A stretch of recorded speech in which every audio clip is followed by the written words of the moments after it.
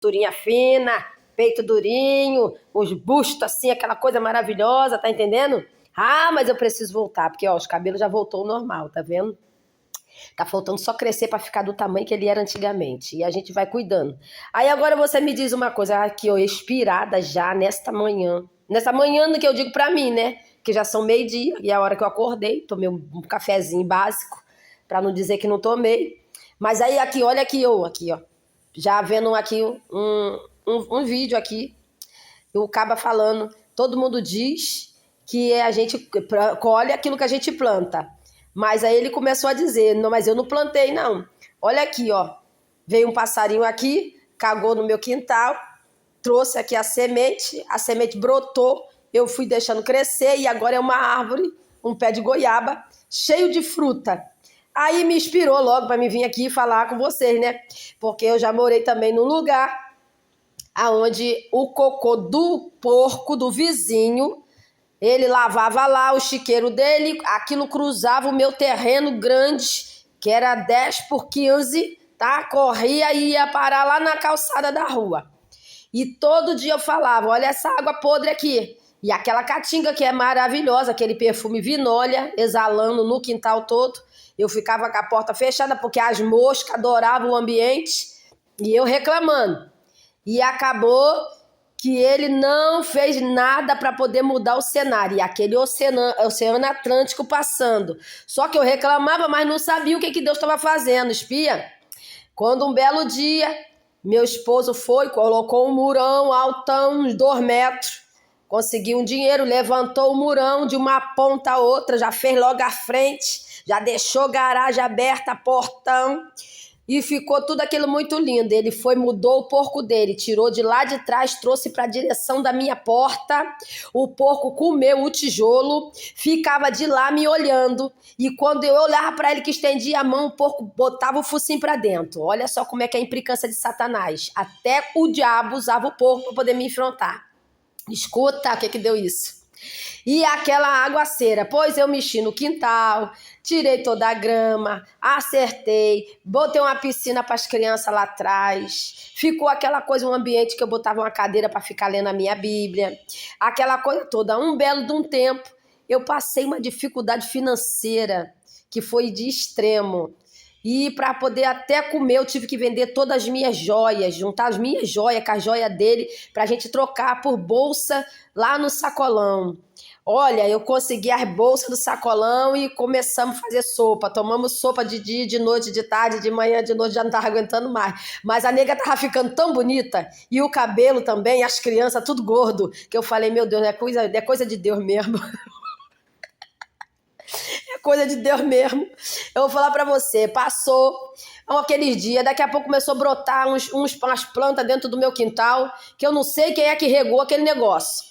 Eu sei que começou a nascer umas plantas, daqui a pouco ficou umas bolinhas. Quando eu fui prestar atenção, era um montão de tomate. Mas muito tomate, tu não tem noção. Tomate, abóbora, chuchu. Meu Deus, mas tu não tem noção de quanto que pé de planta de legume que deu naquele lugar.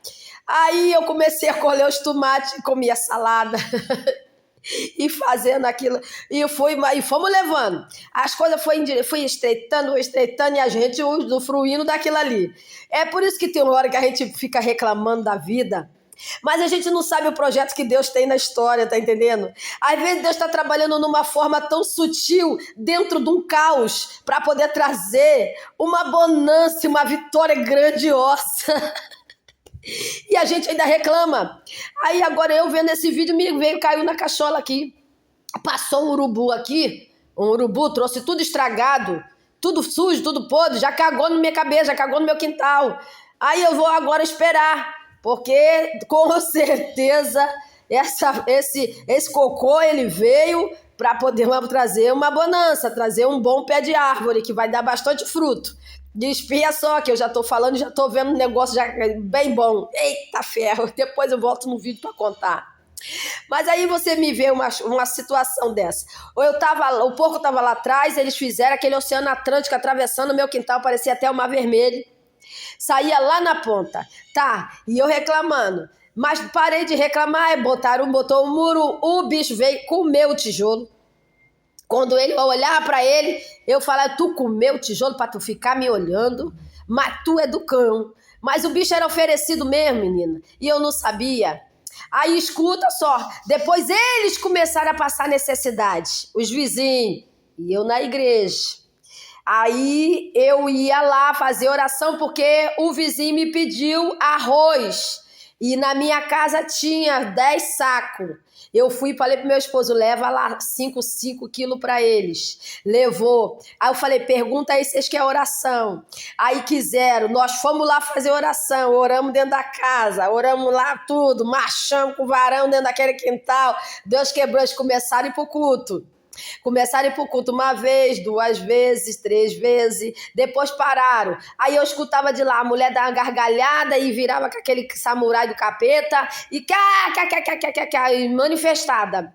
Mas como a vida é deles, a escolha é deles, Deus ofereceu oportunidade. Tá, resolveram fazer feitiçaria para mim. Eita, aí foi o fim, a gota. Foi a gota d'água para eles fazer isso. Fizeram uma feitiçaria para mim e começaram a me pedir sal. E eu dava. Me dá um pouquinho de sal, e eu dava. Boba, eu não sabia, né? Boba não. Na inocência, Deus faz coisa grandiosa para te defender. Se você tá inocente no negócio, o mal não pega. Se você tá inocente nas coisas, Deus não deixa nenhuma fagulha de Satanás tocar em ti. É Deus purinho. Aí tá naquele negócio, fui lá, dei o sal. A menina veio, pegou o sal e ficou lá dando de gargalhada. Aí uma vez tinha um viadinho lá, riu tanto da minha cara, eu no quintal, e eu quieta, só prestando atenção no andar da carruagem. Falei, Jesus, não tenho nada a ver com a vida deles. Por mim, pode ficar dando a gargalhada, virar de cambalhota, tô nem aí. Passou. Daqui a pouco, minha filha, lá em casa era tudo bem, de boa. Daqui a pouco começou a ter briga. Briga, discussão, sei o que, bobeira. A única briga que foi tremenda. Pronto, eu peguei as coisas e fui-me embora. Deixei a casa vazia. Vazia não, com os móveis dentro, o marido lá e eu fui embora. Passou um tempo, o Senhor falou para mim assim, vai lá, bate lá no portão. Vai lá na tua casa e bate lá no portão. Aí eu fui, um dia de noite de carro, olhei, não tinha ninguém, a rua deserta, que a gente é dessas, né? Mulher que são ligadas, sinistra, elas são caverosas, cavernada. Passei de noite, dei uma parada com o carro do outro lado da calçada, fiquei mirando a casa. O vasculhante estava acesa, a luz. Mirei bem, falei, vou bater não. Dei uma volta no quarteirão, fui-me embora. Passou o tempo, o Senhor falou para mim, vai lá, bate lá na casa. Aí eu fui de dia. Soltei do ônibus, bati lá no portão. Quando eu bati no portão, a pastora me chamou, a vizinha. Ei, Elisa, vem cá, minha irmã, quanto tempo, não sei o quê, vem cá. E eu aproveitei já o embalo, já não fui na casa, já fui lá na casa dela. Quando eu cheguei lá na casa dela, você sumiu, menina, eu quero te contar. Eles não fizeram feitiçaria pra você? Não fazia sujeira com você? Tu tem que ver o que aconteceu com eles. Foi esse dia mesmo, olha lá. Quando eu olhei, a casa toda furada de bala. Toda furada de bala, máquina de lavar, roupa, tudo espalhado. Falei, gente, mas o que aconteceu?